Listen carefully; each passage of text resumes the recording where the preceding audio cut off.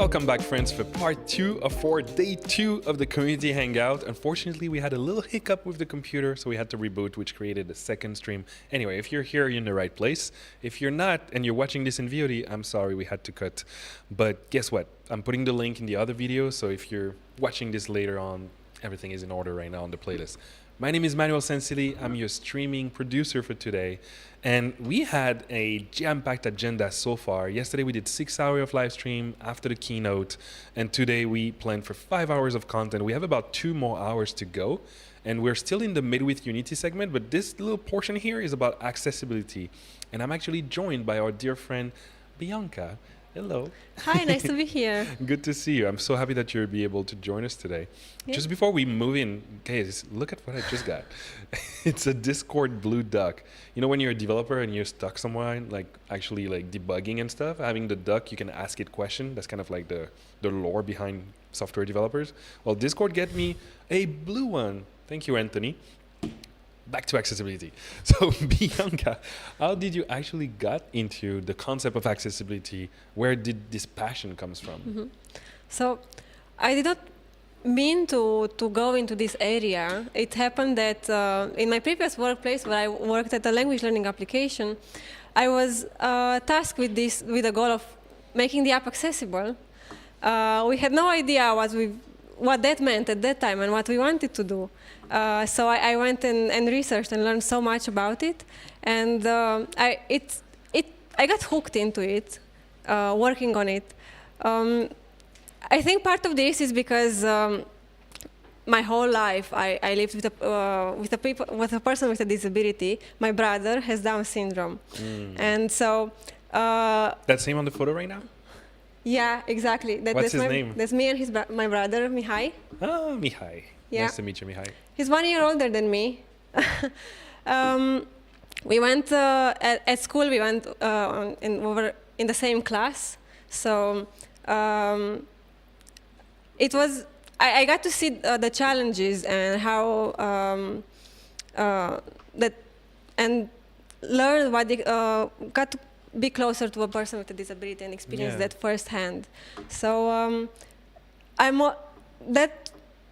I think that's where part of my passion comes from. Mm-hmm. I'm also very interested whenever I hear someone that has a disability, like how do they work with that, and what challenges do they face, and how do they overcome those challenges? Yeah. I think it's like problem solving in a way, and it's sometimes more difficult, sometimes easier, but I find it so interesting. Yeah. And so yeah, at Unity, I wasn't on I was on the platforms team, Apple platforms team. Yep. And we saw James yesterday from the keynote actually talking about platforms. Yeah. Yeah. Yeah. So that's how I started at Unity. But around a year after I started, an accessibility team was formed on the other side of the ocean. I was in Vilnius in Lithuania. Oh. Wait, was that Etienne from Canada? Exactly. Yeah, okay. Yeah, so the accessibility team was forming in Canada, in Montreal. And that's where I'm from. It's so like serendipitous that we get to be together today. Yeah, yeah. Well, I moved in Canada only a year ago. When the accessibility team was formed, being that I was so far away, I thought I had no chance of joining the accessibility team. It's obvious. So yeah, but the team reached out to me, and seeing that I'm passionate, I was going to conferences and asked me, hey, would you like to join the team? And yeah, sure. And I went through the interview process and very organically. Yeah, and that's how I joined the team. Oh, that's so cool. I became the only person on the team in Europe, which was a challenge with time zones, and that's how in the end I moved to Canada, to Montreal a year ago, and that's how I got here. Yeah, I love that. That's a very nice, like, up-and-coming journey at the same time. We got people in the chat saying, hello, Bianca from Romania, from John Renders.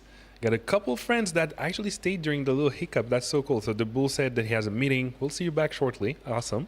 Who else? Accessibility Hype from Scallywag Me on Twitch. Then W. Manuel from Tinluana, Syria. Thank you so much. Appreciate you for being here with us. Yeah, I want to say hi as well. I am from Romania, actually. You're from Romania? Yeah. There you go. Bruce King saying, Manuel, I need to go in 1 hour, but I am here with you, Manuel, and your guest, and the chat, Manuel and Jack. That's so cool. So glad you are Such here. a dedicated community. Thank you for being here, people. Like I said, we have 2 more hours of content. Now we're talking about accessibility with Bianca. John Render saying, very interesting to hear your story. And Scallywag said, I love what the Xbox adaptive controller has done for accessibility A11Y. Obviously, it just covers one part of the whole array, but it's really nice to see. Goran saying, hi, hello on Twitch. John Render doesn't recognize your name. That's how he knew you're from Romania. Yeah. Hi from Canada, Montreal. Have a good day from Gervais Arsenault. There you go. Hello, Gervais. Content que tu sois là. Awesome. So what brings joy to your work? At Unity, working on accessibility at Unity,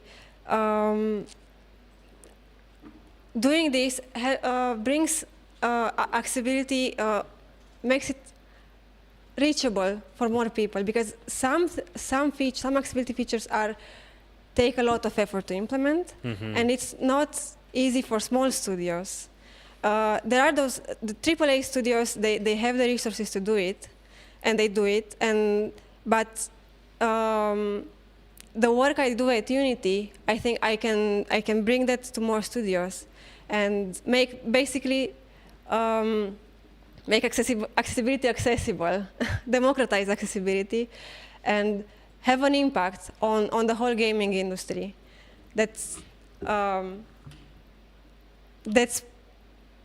part of what drives my my work and my love for accessibility here. I love that. Yeah. Actually, one of the questions that I have is the question that Jack was asking, which is, what are some key Unity accessibility features that you could share with the community? Yeah, sure. Because Unity actually does a lot of that area as well. Yeah, I actually had a talk about it yesterday at Sweet. Unite. Yeah. How did it go? It went very well. I can say that the Q&A was full. Oh, We wow. had questions up until the time limit. So you had to go outside and continue to talk with the people. Basically, yeah. We love it when that happens, but then you're like, I still need to go to eat something. Yeah.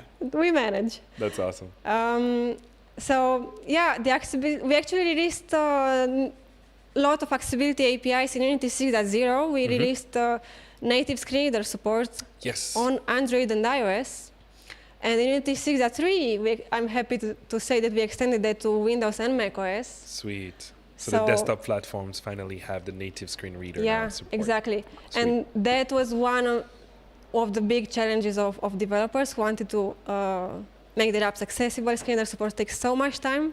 And interfacing with the platform APIs, which are different on each, and work differently on each platform, takes so much time.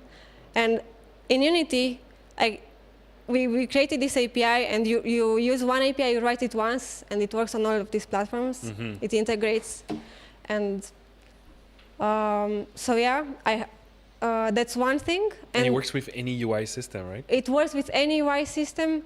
GUI UI toolkit, even with custom UIs. Oh, I love that. And it even works with objects in the game world. You can tag any element that you want. Okay. So because the API is agnostic of the UI, so. What has been like the hardest thing to build this feature for you and the team? I can say that working on the platform side, it was challenging to bring all those APIs from different platforms together under a single cross-platform API, because each platform works differently, and there are quirks and different behaviors and expectations, and we have to make them consistent. There's two types of consistencies. One, as a Unity developer, you'd expect an API to work the same on all platforms, but at the same time, a user who uses a screen reader user that uses a certain platform would expect the API to work in a certain way on that platform, and maybe on another platform they would expect it to work differently. So it was challenging to bring all of this together. I love that. Yeah. What is like a mistake that you or the team has done when working on these features? I like to ask this question. Well, I can say that before I joined the accessibility team, they were thinking of using text-to-speech for implementing screen reader support. Okay. That is a different technology. Yes, screen readers use text-to-speech, but there are dedicated APIs on each platform for screen readers. So you don't have to work with TTS and listen for user input and create your own screen reader. Mm-hmm. You just have to use those APIs that already exist on the platforms, the screen reader APIs, and then the platform will use its own TTS, its own text-to-speech to. Love that. For the screen reader.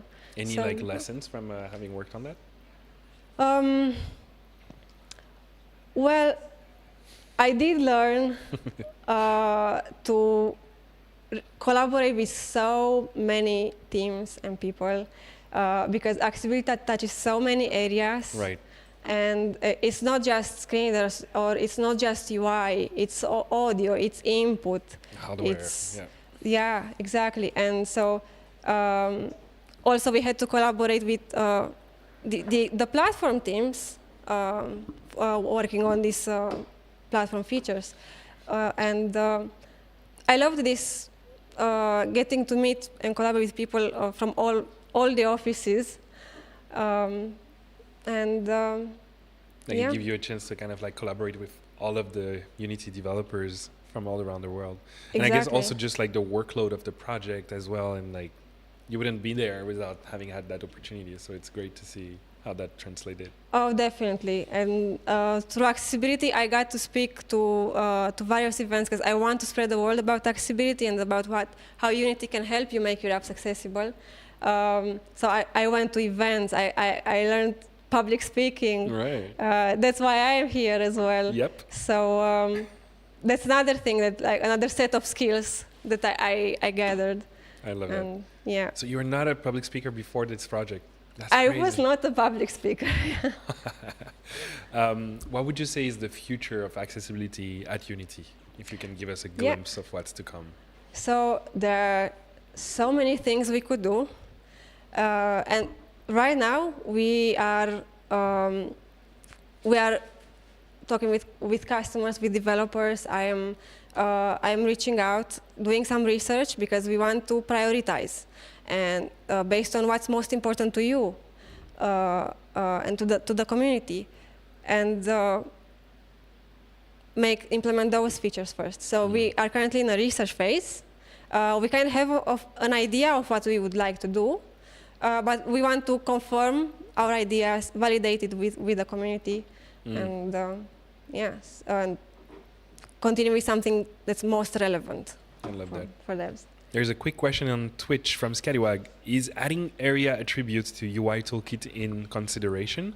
A big benefit of UI Toolkit is being able to recruit web devs for UI implementation, and if it had area feature, area is ARIA. Yeah. They'll know how to implement accessibility right away. That's a good point. We do want to integrate screen reader support with UI Toolkit so that UI Toolkit elements are accessible out of the box. We haven't thought about doing this through the area, though that's something we could look into. What we thought of is doing it behind the scenes and allowing you the possibility to edit the information that you want to send to the screen reader. But basically connecting this to the API that we have implemented for screen reader support. Looking at area is definitely something that that's on your mind. We should take into consideration. Love that. Actually, let's break some myth a little bit, because I think most people, when they hear accessibility, they think, oh, that's for disabled people, and disabled people don't play games. Can you tell us how that's not true? Yeah. Oh, and Scally said, thank you, cool. Awesome. I hear this a lot, that accessibility is only for disabled people. And in fact, it's not true. there are so many features that were initially were created as accessibility features, but are now general features used by everybody. Think dark mode. Like that was created for people with light sensitivity. Yep. Now it's used by so many people. It's mainstream. Think subtitles. Those were created for people with hearing impairments. Yeah. But as English, it might be obvious that English is not my first language. Same, by the way. And I talk for a living. That's crazy. I do use subtitles, even in an English movie, for example, or to help me understand the text. But when there's noise, for example, in the movie, like being able to also read helps me understand the dialogue better. I always put the subtitles in, even if I understand the language, even if it's my core language. I find that it helps me also focus with ADHD and things like that. So it's a bit, it's helpful beyond just a strong disability. I'm thinking also of games like, actually we talked about Peak yesterday. I know that they implemented a mod where you can remove the spiders that they might have as monsters, because a lot of people might have arachnophobia. But it's not just for people with that phobia. It also helped make the game a bit more friendly, maybe to kids or people that might be scared of spiders, not to a level of a phobia, but just to a level of comfort. And that's nice to hear. Maybe that's what motivates us to implement these features, but then it serves a bigger purpose and a bigger, larger community. Overall, accessibility features improve the user experience for everybody. To give another example, screen readers. You might think that blind people use screen readers, and that's it. But my husband, who has ADHD, chooses to turn the screen reader off when he's welcomed by a wall of text that he doesn't have the patience to read. Oh, that's a good one. Yeah. It's like a shortcut for, can you read this for me? I don't have the patience to do so. Yeah. Yeah, I like that. Someone in the chat relates, Sean said, I can relate. Lurking Ninja says, all these tools available on desktop targets, especially on Linux. I think you mentioned macOS and Windows, right? Yeah, not available on Linux. Okay. And then Lurking Ninja says also, I'm old. My eyes are suffering the decades of computer screen watching. I need my contrast settings and brightness adjustments. Yes, me too. At night, you're like putting up an app and in your face. Oh, yes. Yeah. So it's good to be able to see that. And then there's the other thing that I hear a lot is that people with disabilities don't play video games. Believe me, there are blind people who play fighting games, who play open world games, driving games. You can find them on YouTube, on Twitch, on X, or other social media channels. There are streamers with disabilities that play these games. But this is all because of accessibility features. If you don't add accessibility features, they won't be able to do it. But if you add navigation assists, combat assists, and any kind of settings that this allow them to enjoy the game as well. And in the end, you increase your audience. I love that. These are people that we will pay and want to pay to play your game. Believe me, they want to play your games. So there was a couple more notes that I wanted to go through. We only have 3 minutes left, so I do want to move forward. But we've seen that it's becoming a trend. More people are putting accessibility features in their game. But who stands to gain from those implementation? So the developers, I briefly touched on it. You're basically increasing your audience. People with disabilities, the World Health Organization counts them at around 1.3 billion people in the world. This is a market that's larger than China. Most of them are invisible disabilities, so cognitive, or vision, hearing. So it might not be obvious if you look at a person, but there are so many around us that are invisible. Yeah. Yeah, color blindness. I met a person today or two with color blindness. I think that's from men especially. I think that's 8% of the population, which is 1 in 12 huge. people. And it's in various spectrum degrees, but still a pretty long one. So you do increase your reach. Yeah. with this. I think that's how Peak actually continued to grow. Like so many people got welcome in the game because they implemented these accessibility features early before other type of features. So that's great to see that. Yeah. And on the other hand, if you sell to the government or in the education sector or to in healthcare, then you will be required to implement accessibility features, because otherwise you won't be able to be competitive in those environments. Yes. So someone said the same thing as you, Scary. Is like there is also this idea of there is this big market of people that have rather few games they're able to play. That's a big market, and also big word of mouth marketing in these communities. Yeah, untapped market. I love that. One last question for you. So what are the common mistakes when implementing accessibility, and do you have any advice to someone starting that might think that it's scary or complicated to do? So accessibility might look like a monster. Like honestly, it's such a vast area, so many features to implement. So many disabilities in the world. You might think, oh my, I don't know all of these disabilities. Like, what can I do? What should I do? First, you don't have to think about disabilities. Think of barriers, like cannot see, cannot speak, cannot touch. Like go to the basics. Yeah, thinking about the 5 senses helps a lot. The 5 senses, exactly. And start small.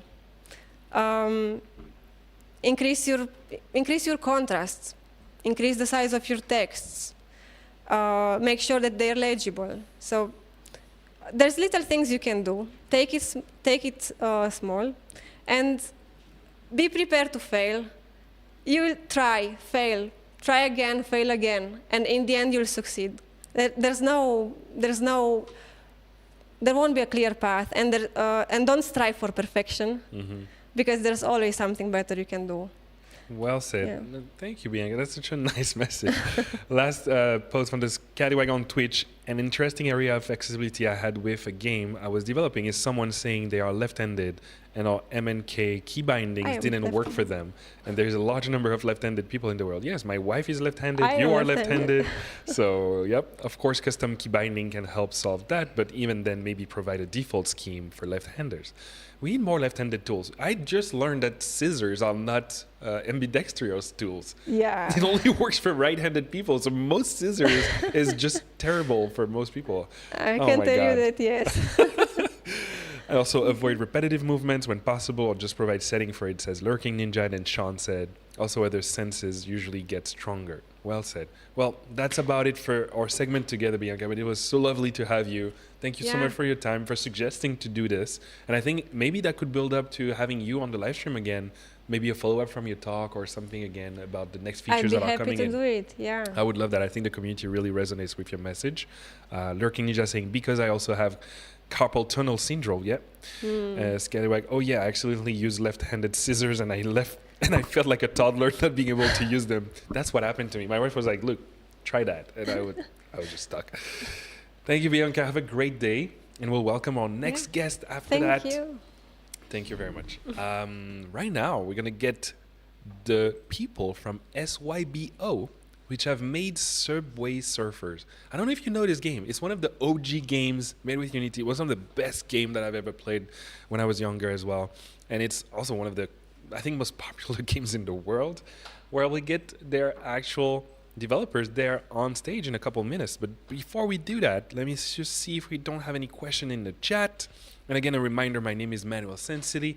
I'm your streamer, producer of the show today, which is our day 2 of Community Hangout at Unite 2025. We're live from Barcelona. It's currently 2:45 p.m. here.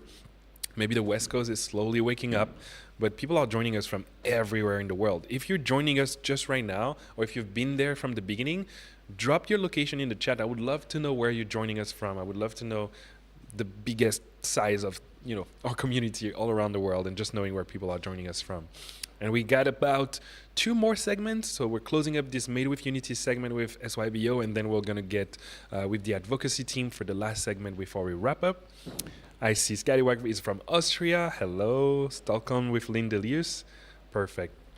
Well, here's my friends on stage right now. Could you introduce yourself? Yeah, I'm Stijn. I'm the technical director at SYBO on Subway Surfers. Yes. Well, welcome on the show. So happy to have you. Yeah. Well, Can you tell us I'm more about happy the to game be for here. those who don't know about it, which is insane if you don't know? That would be very insane. With 4.5 billion downloads, you would think that everybody would know what That's Subway like more than Surfers is. half humans on Earth. Yes, exactly. That's crazy. So Subway Surfers is one of the OG mobile games. It is kind of the I would say the one that defined what endless runners look like. We're watching it right now. Yeah, I think that's it's- the OG Endless Runner. If Yes, anything. I think you had Temple Run Oh, just yeah, Temple before. Run, yeah, that's true. Before Subway Surfers was, but what Subway kind of introduced is the 3-lane concept, also the different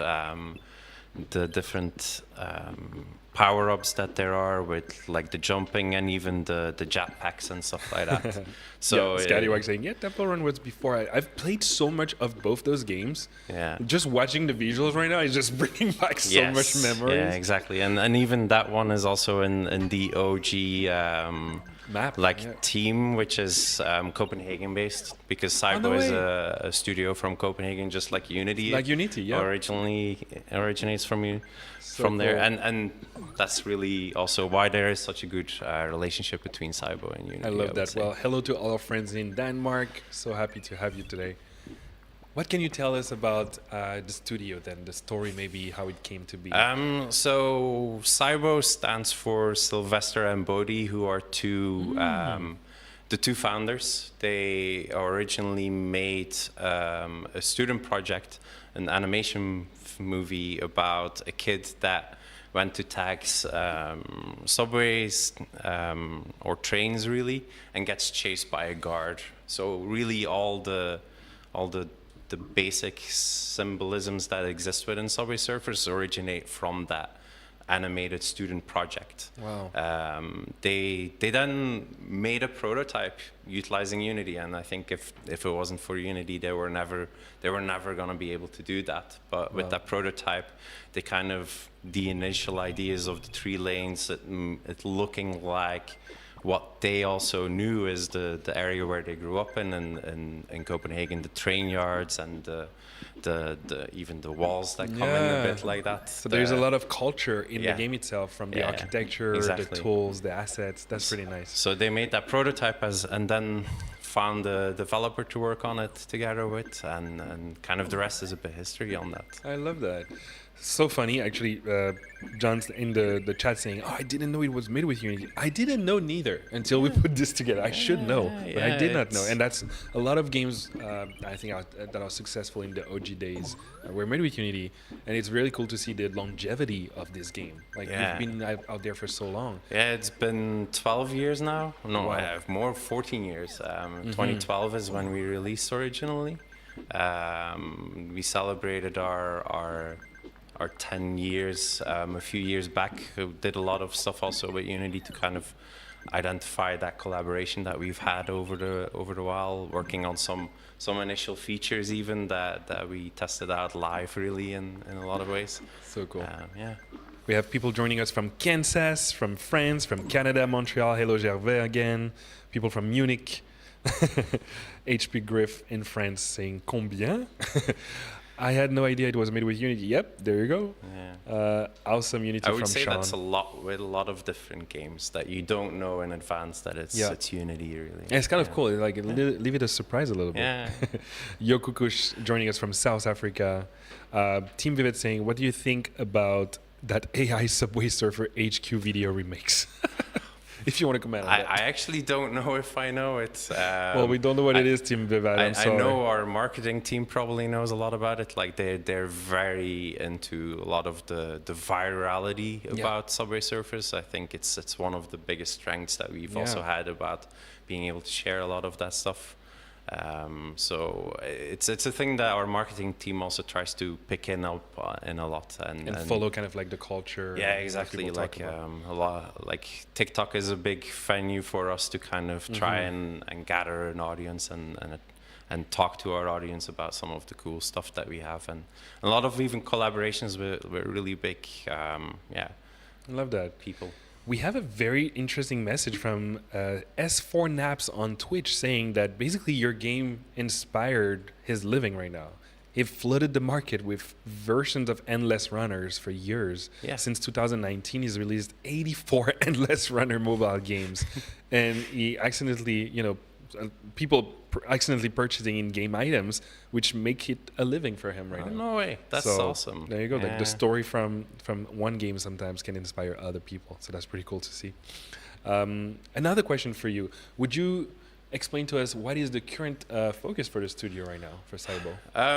Like we're actually quite happy with, like, over the last year we've done a lot of collaborations with different games. Like actually at the moment, if you would be playing Subway Surfers, you might have seen that we've collaborated with Among Us. Like you can find some Among Us themed characters to collect. And you can try and find the imposter. We did also a really good collaboration with Brawl Stars in November, where we were in their game, they were in our game. How did it appear? Was it the character from Subway Surfer as a fighter? I think they primarily focused on kind of skinning some of their existing characters into Jake, which is our main character, and Tricky, the girl character. I didn't know his name. That's cool to know now. Jake. They all have their names. Love that. And then in our game, we took some of the characters that they had, and we also took the opportunity to work on a PvP version where you're running against others. Someone else. Yeah. That's a cool feature. I love that. So Jack in the production has been kind of like asking question himself outside of the community, and he has a great one. He said, have you ever played the game while on a subway or surfing? Surfing, definitely not. That's a bit harder, I think. But on the subway every morning, to be honest, every morning I take the metro into work. And do you have like a good high score you could share? I think I'm at 4 million at the moment. What? Yeah. Okay, whoa, that's insane. I think the main thing, and the thing that a lot of people don't know, is we have a score multiplier. So if you get your score multiplier up, does that like you need to be good to start seeing that, or it pops in pretty early? It starts quite early on. Okay. You can get, like, there's certain missions you can do by collecting a certain amount of coins. Stumbling into things even is also some of the missions. And I love the fact that there's the randomness aspect as well. Yeah, it's like, so as you do that more, you gain a progression kind of up to a max of, I think 30 is our max multiplier at the moment. So that's pretty sweet. So if you really want to get good and get a higher score, you definitely need to get that multiplier up. What are some lessons that you had, working on this project that you're still applying to the future? I think the importance of continuous delivery of new stuff to our players and new content. We do about 14 new content releases every year. That's at a cadence of about 3 weeks, every 3 weeks, new content. In the past 12 years, people. Yeah, and to last 12 years, you kind of need to have that. You need to be able to deliver. To sustain, deliver new content, deliver new value really to your players, stuff that they're looking forward to doing. That's a good lesson. Have you seen a change in, I would say, the audience? Because people grew up with the game as well. So I'm now in my 30s. When I started playing this, I was in my early 20s. Yeah, there is a change in the audience, but to be honest, like it's a weird thing. We don't do any user acquisition or anything. All our installs are organic. And we have about 1 million installs a day, just organically. A day. So yeah, a daily. Yeah, because to get to 4.5 billion, you got to start talking millions. Exactly. That's insane. So yeah, like it's. I lost my train of thought there. No, you're fine. You're fine. Actually, we got a couple chat answers right now. So some people saying, "Yeah, I've been playing this for years now." Yeah. Andrea saying, "I cannot divert my eyes when I play this game. I'm really focused."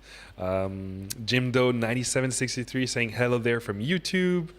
Sean saying 4 millions. That's insane. Yeah. Bonjour Manu from Jado. Bonjour Joe. Bonjour Jay Doe.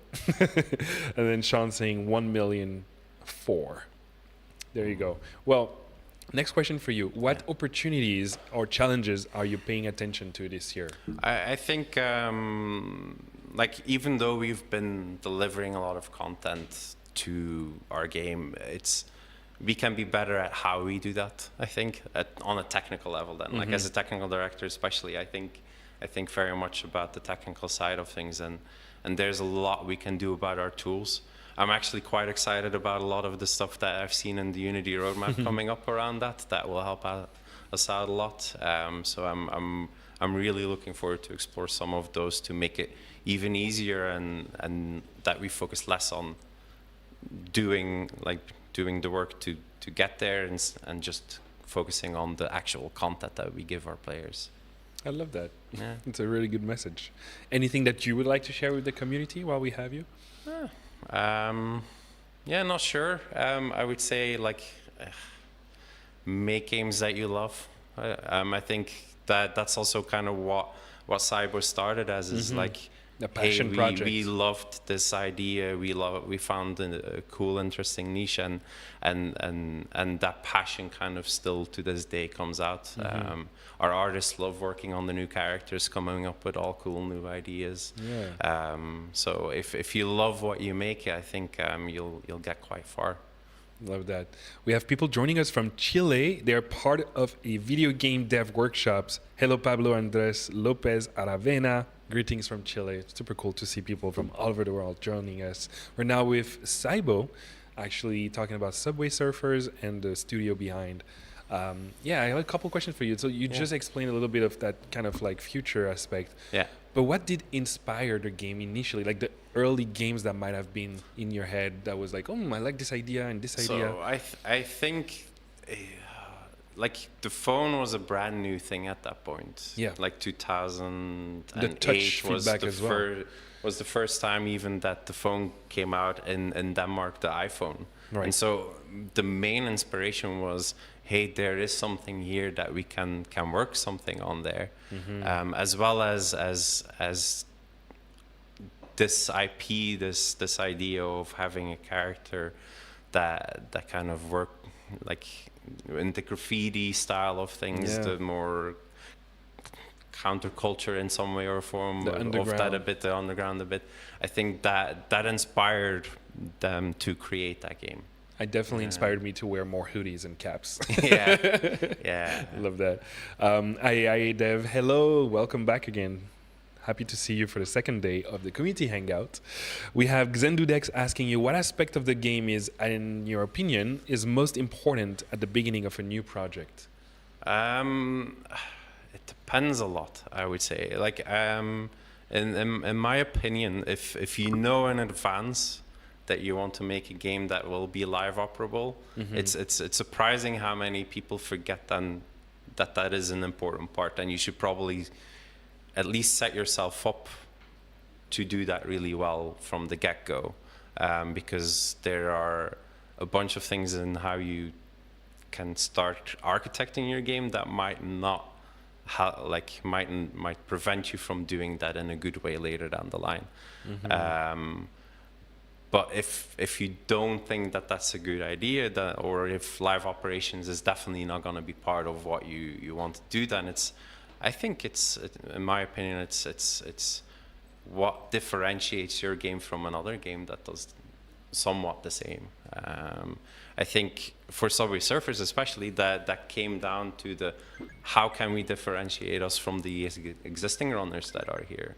And that was you're not focusing on kind of moving left to right and rotating the camera. It's about making the choices of which lane I'm in, and that differentiated it enough. Plus, of course, the cool IP and kind of making it the hit that it is. We have Matthias from the SYBO office saying, SYBO is the best company. Greetings from our office. Shout out to our people in Copenhagen. Yeah. That's awesome. Well, we're closing very soon to this segment, but any last word, anything you would like to share or a message to the community? I think keep doing what you're doing, because the only reason I got into Unity is because of all the knowledge that the community shares with each other. If it wasn't for that community, I don't think I would even be sitting here right now. Love that. Well, thank you so much for joining us. Awesome. Our friends from SYBO, people, W in the chat. We got AI Dev saying hi. Eternal Lord saying hi. Shauna Bright saying hi as well. It's so cool to see you guys. We're going to go to a little quick break before we get to the final segment before we wrap up the day. But I just wanted to remind you again of all of the great things happening at Unite this year. The roadmap talk is coming, I promise. It's not going to be live streamed, but we'll have it up on YouTube very soon. The social team is working on it. Don't worry. I keep seeing question in the chat. We'll get it. We'll get it to you, okay? But if you want to rewatch what happened yesterday, the keynote, the first 6 hours that we've streamed yesterday, and this stream right there, it's all on YouTube in the Unite 2025 playlist. So make sure to check it out. We had a little hiccup earlier today because of the computer freezing and stuff. So this stream is actually in 2 parts, but I already put it in the playlist for you. I'm multitasking here, and the team in the back end is doing a great job. Thank you again to SYBO, and let's move to our quick transition, and we'll see you in 10 minutes.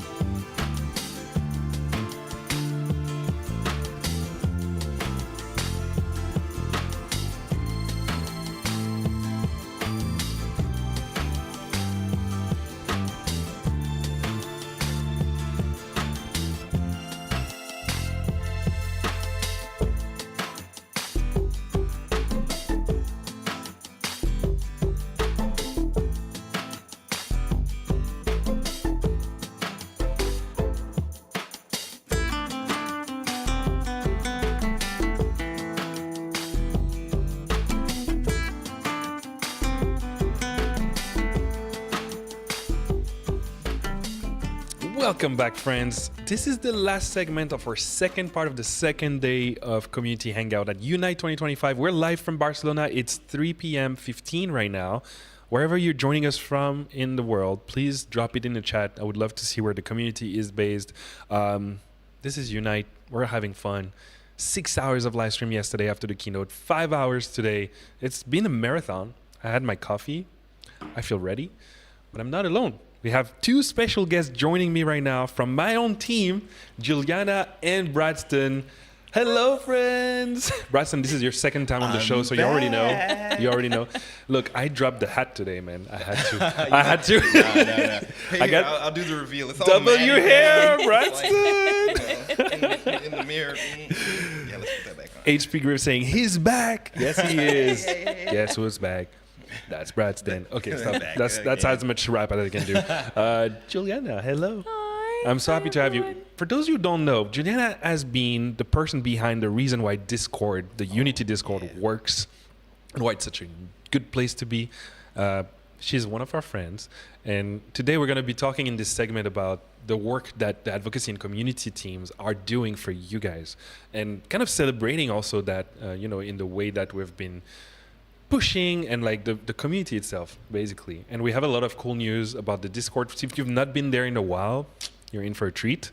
Bradston on the other side works on the education segment. So everything from, colleges, schools, universities, and how can we support students that are learning in their early first steps in the gaming industry. So we're going to try to do our best. W hair for both from Dramoxy, W from Decode HTML, W hair 10 on 10 from Sean for you. That's so nice. Like I said, guys, you're in a very cool place here. This is kind of like a casual conversational segment. This is not the professional keynote here. We're just between friends. Worcester, Massachusetts says, hello, Nautilus. So happy to see you. Who else? Breakdance time from Trini Power Up. Okay. No. Not, still not. You know what? If we have time at the end, we don't have time. I'll do something. Yeah. I think Bradston that's a Henry, promise. mesdames et messieurs, senior advocate, and Juliana Nunes, community manager. Did I pronounce your name properly? How do you pronounce it? Okay, so normally is in Brazil is Juliana Nunes. I like that. But since I've been abroad for so long, I don't correct people anymore because I think it's easier for people to